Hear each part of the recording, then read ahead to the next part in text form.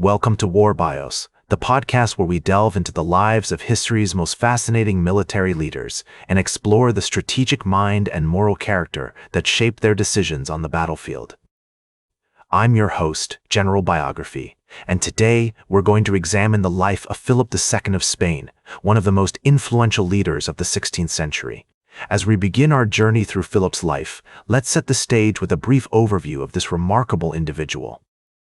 Born on May 25, 1527, in Valladolid, Spain, Philip II would go on to become the King of Spain, ruling over a vast empire that spanned across Europe, the Americas, and Asia.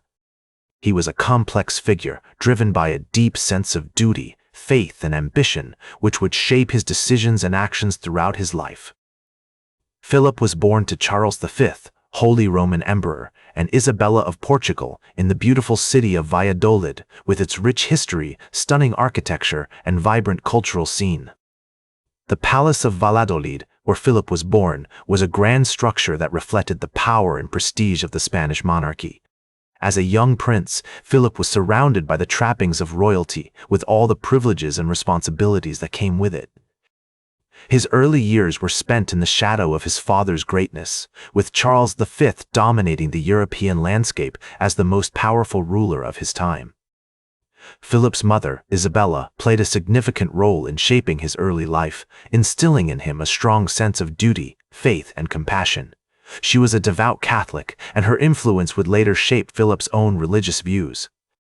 In 1529, when Philip was just 2 years old, his family moved to the Royal Palace of Madrid, a magnificent structure that would become the seat of power for the Spanish monarchy.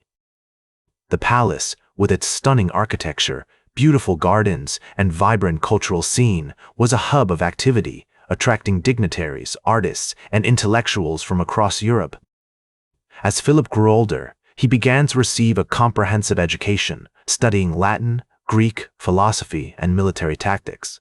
His tutor, Juan Martínez Siliceo, played a significant role in shaping his intellectual and spiritual development. Siliceo was a devout Catholic, and his influence would later shape Philip's own religious views, which would become a defining feature of his reign. In 1543, Philip married his first wife, Maria Manuela of Portugal, a union that was designed to strengthen ties between Spain and Portugal. The marriage was arranged by Philip's father, Charles V, and was seen as a way to secure the loyalty of the Portuguese nobility. However, the marriage was short-lived, as Maria Manuela died on July 12, 1545, after giving birth to their son Carlos. The early years of Philip's life were marked by significant events, including the death of his mother in 1539, which had a profound impact on him. He was left in the care of his governess, the Duchess of Alba, who played an important role in shaping his early education and character. The Duchess was a kind and wise woman who instilled in Philip a sense of discipline, duty, and compassion. As we explore Philip's early life, it becomes clear that he was shaped by a complex web of family relationships, educational influences, and historical events. The death of his mother, the arranged marriage to Maria Manuela, and the guidance of his tutor all played a role in forming the man who would become one of the most influential leaders of the 16th century. As we explore this pivotal period in Philip's life, it becomes clear that he was driven by a complex mix of motivations, including a desire to defend Catholicism, expand Spanish power, and promote the arts and culture. In 1556, Philip succeeded his father, Charles V, as King of Spain, inheriting a vast empire that spanned across Europe, the Americas, and Asia. He was just 29 years old at the time, but he had already gained valuable experience in governance and military affairs. One of Philip's most significant achievements as King of Spain was his role in the Counter-Reformation, a movement aimed at countering the spread of Protestantism in Europe. Philip was a devout Catholic, and he saw it as his duty to defend the Church against the perceived threats of heresy and schism. He worked closely with the Pope and other Catholic leaders to promote the Counter-Reformation, using a combination of diplomacy, propaganda, and military force to achieve his goals. In 1560, Philip launched a major military campaign against the Ottoman Empire, which had been expanding its territories in Eastern Europe and the Mediterranean. The war was sparked by a series of clashes between Spanish and Ottoman forces in the Mediterranean, and it would go on to last for many years, with both sides suffering significant losses. Despite the challenges, Philip remained committed to the war effort, seeing it as a crucial part of his duty to defend Christendom. In addition to his military campaigns, Philip was also a patron of the arts and culture. He was a lover of music, architecture, and literature, and he encouraged the work of many prominent artists and writers of his time. The Royal Palace of Madrid, which he had inherited from his father, became a hub of cultural activity, attracting scholars, poets, and musicians from across Europe.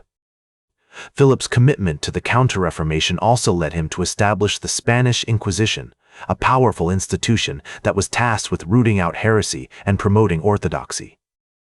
The Inquisition was notorious for its use of torture and other forms of coercion, but it was seen by Philip as a necessary tool in the fight against Protestantism. In 1554, Philip married his second wife, Mary Tudor, also known as Bloody Mary, who was the daughter of King Henry VIII of England. The marriage was arranged by Philip's father, Charles V, and was seen as a way to strengthen ties between Spain and England. However, the marriage was unhappy, and it ended with Mary's death in 1558. Philip's later years were marked by significant challenges, including the Dutch Revolt, which began in 1568, and the English Armada, which was launched against him in 1588. Despite these challenges, Philip remained committed to his vision of a unified and Catholic Spain, and he worked tirelessly to promote the interests of his kingdom. His legacy would go on to shape the course of European history, from the Counter-Reformation to the modern nation-state. As Philip grew older, he faced increasing challenges to his authority, including the Dutch Revolt, which had begun in 1568, and the English Armada, which was launched against him in 1588. Despite these challenges, Philip remained committed to his vision of a unified and Catholic Spain, and he worked tirelessly to promote the interests of his kingdom. In 1598, Philip II died at the El Escorial Palace, surrounded by his advisors and clergy, leaving behind a legacy that would shape the course of European history for centuries to come. One of Philip's most significant achievements in his later years was the completion of the El Escorial Palace, a grand monument to Spanish power and culture. The palace, which was designed by Juan Bautista de Toledo and Juan de Herrera, took over 20 years to complete and was finally finished in 1584. It served as a royal residence, a monastery, and a tomb for Philip's father, Charles V, and would go on to become one of the most iconic symbols of Spanish culture. In addition to his architectural achievements, Philip also played a significant role in promoting the arts and culture during his later years. He was a patron of many prominent artists, including the Flemish painter Sofonisba Anguissola, who served as a lady-in-waiting to Philip's daughter, Isabella Clara Eugenia.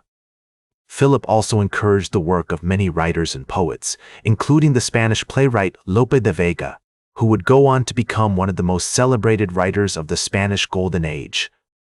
Despite his many achievements, Philip's later years were also marked by personal tragedy, including the death of his son, Don Carlos, in 1568. Don Carlos, who was the heir to the throne, had been a source of concern for Philip due to his erratic behavior and his opposition to Philip's policies. His death was a significant blow to Philip, who was deeply affected by the loss of his son.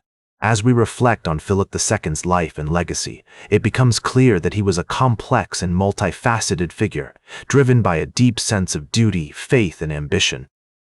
His commitment to the Counter-Reformation, his military campaigns against the Ottoman Empire, and his promotion of the arts and culture all contributed to a lasting impact on European history. As the Spanish historian Luis de Ovila y Zúñiga once said, Philip II was a king who left an indelible mark on the world, a true giant of his time. That's all for today's War Bios. Remember to like, share, and subscribe, and until next time, I'm General Biography, reminding you to keep marching toward victory.